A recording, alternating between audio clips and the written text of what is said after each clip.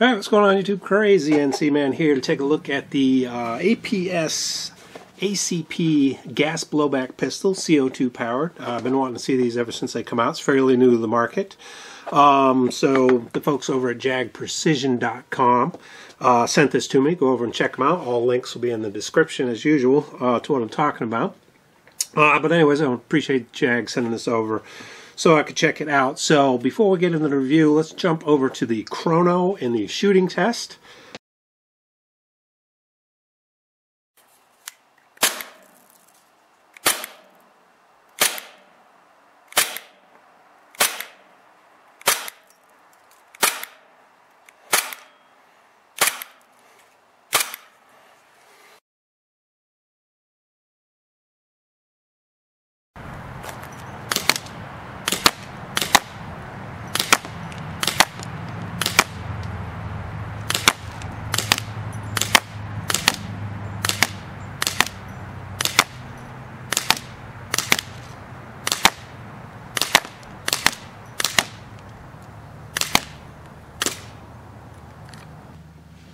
As you can see, the shooting results pretty good. Performance, the FPS was decent for a CO2 pistol, not too high. A lot of times the CO2 pistols fire real high, but it had good performance. So let's get right into the review. First thing you ought to notice is this comes in a very fancy box, and I like it, but I don't like it. It's like, why spend so much time on packaging this thing? It looks cool, but it's got this bolt-on cover here, screw-on cover. It's really kind of ridiculous, in my opinion. But anyways, you get a manual with it. Pretty good. You know, tells you everything you need to know. Translation's a little rough. You get some BBs, which are perfectly fine to use.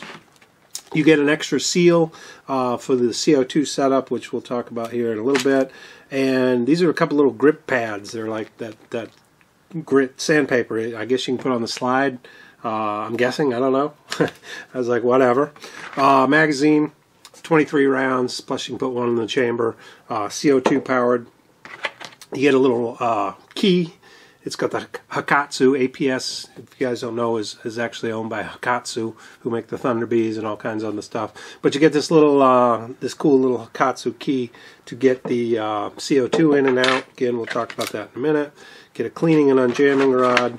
And of course, the pistol, and like I said, this one is in multicam, and it's really a good looking unit. And then, of course, this tag was on it, which we'll talk about this in a minute. This was hanging on the trigger guard, tells you about putting the CO2 into the magazine, and we'll talk about that later. But I thought that the box was kind of ridiculous. I mean, how much money did it cost to make this? With the, you know, they got the logo on this, and it's really kind of overkill.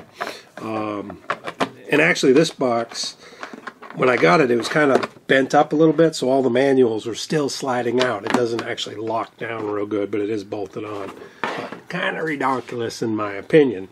So anyways, as you can see, it's in multicam, very familiar looking frame, but overall I was pleased with the aesthetics of the gun right out of the box. It looks good. It's got the Hakatsu logo on the end of the slide. We'll switch to an overhead here in a minute, do a close-up of it. But good looking pistol. These are water transferred, if I'm not mistaken, so it's really nicely done on the exterior. And they also do a lot of different camos, which you can go on jagprecision.com, check it out. They got some Cryptek looking stuff, and they got multicam and all this. So it's a little different than what's on the market, but very cool looking, straight out of the box. My opinion was very positive. Now an overview here on the externals. This is a plastic frame gun, metal slide, as you can see, nice multicam, water transfer. It says ACP here. Typical functions of a gas blowback pistol. You got your magazine release, you got your slide lock release, you got two tabs on either side that you pull down to get the slide off. This does have a safety, which is right here on the trigger. Most guns of this style, this look, we're used to not having a safety, but this one's got one here on the trigger. Like I said, the sights, really cool, nice white markings on them. I like the Hakatsu logo here on the end. It does have a little spot. You can put a lanyard loop, and that's just your basic, it's your basic gas blowback pistol. Nothing new on the outside. Like I said, magazine, 23 rounds plus 1 in the chamber. It is CO2. A little bit different than the CO2 systems we're used to. We'll talk about that here in a minute. But all in all, just your typical magazine, typical exterior on the gun, but everything functions. I like the multicam. Of course, my concern is, you know, this is very close to the actual multicam pattern, so are they actually paying a royalty to use it? Which, you know the answer to that, they're probably not. So that's one of my concerns with the exterior of it, the licensing of using somebody else's multicam, but it does look really good. I forgot to bring the real multicam down so you could see it.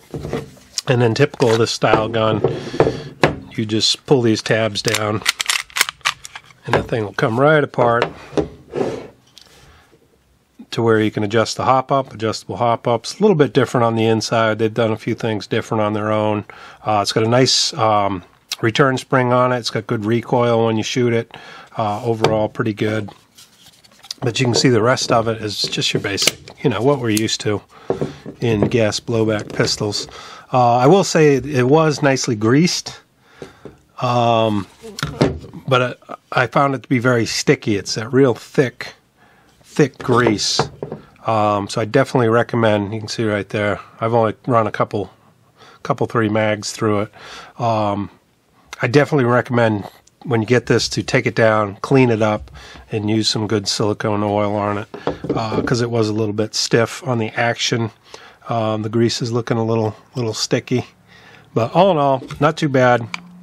Nice easy gun to work on. Good looking exterior. And as you saw, the shooting test was pretty good. This side had a little sticker on it. That's just a little glue that didn't come off when I took the sticker off. But all in all, I did a great job on the exterior of it. Plastic's a little bit, I don't know, I'd be interested to see how these take being dropped on concrete. Because compared to other, this plastic seems, I don't know, it just has that kind of brittle feel to it. It doesn't have any flex when you take the magazine out. You can't really, it's really brittle feeling. So be interesting to see if anybody has one of these, if you dropped it, how it fared. But externally, looks pretty good. As you can see, the shooting test was pretty good. So let's go over the rest of it real quick and finish up this review. Now let's talk about the CO2 system on it. It's a little bit different than what we're used to, and coming back to that tag in the beginning, I said I was going to talk about it. It's kind of funny because this was hanging on the trigger guard, and it says warning, CO2 installation, 1 clockwise screw, 2 after 1, then anti-clockwise 10 degrees, and you're like, what? And then you go on the back, there's some more. And it comes to say, turn the inside and outside switch end cap clockwise together until reach end. Turn the inside switch end cap anti-clockwise about 10 degrees. So I read it a few times and went, what the hell are you talking about? But basically, here's what it is. You know, like any CO2 system, you put it in, you put a cap on, then you have something that screws down to puncture the CO2 cartridge. So that's the middle of it. So you line these up together to take it off, and one of my problems is this thing is very, very tight. And I had issues after I shot it to where I couldn't get this thing to screw out. Matter of fact, I bent this. If you notice in the beginning, it's all chunked up, so I had to put a pair of vice grips on it to hang on to it to get this thing out. So again, if you have one of these, put in the comments if you have any issues, because I found after you shoot this, when the CO2 is empty, it's a pain to get this thing off. Now, normally, we're used to, and I forgot the CO2 cartridge, we're used to putting the CO2 cartridge in with the little end down, and there's a needle in there that punctures the end of it, and you put this on, and then you tighten down the middle, and punctures it. On this one, the CO2 goes in exact opposite. It goes with the little end sticking up, and the pin is in here that punctures it. So basically what that yellow thing was saying is when you get it, when you put a CO2 cartridge in, you back this center screw all the way off, and it'll wind up misaligned with the other slot, and then you just rotate it back just enough to where it lines up with that slot. Okay, so that way the pin that punctures the canister is back. And then you put it in there, you screw it in, and then you take the inside piece and you screw it down to puncture the CO2 cartridge. That's what this was saying with all its bad translation. The seal right here is to replace these. It's got 2 seals on it. I like it, other than it was very hard to get the thing apart after I shot it, and I didn't cross thread it. You can only screw it in so far. You can't really over torque it, but it is a little weird, and I just didn't like that because I had a lot of problems when that thing, plus it was a little cold out, and you can even see it's kind of hard to get it started.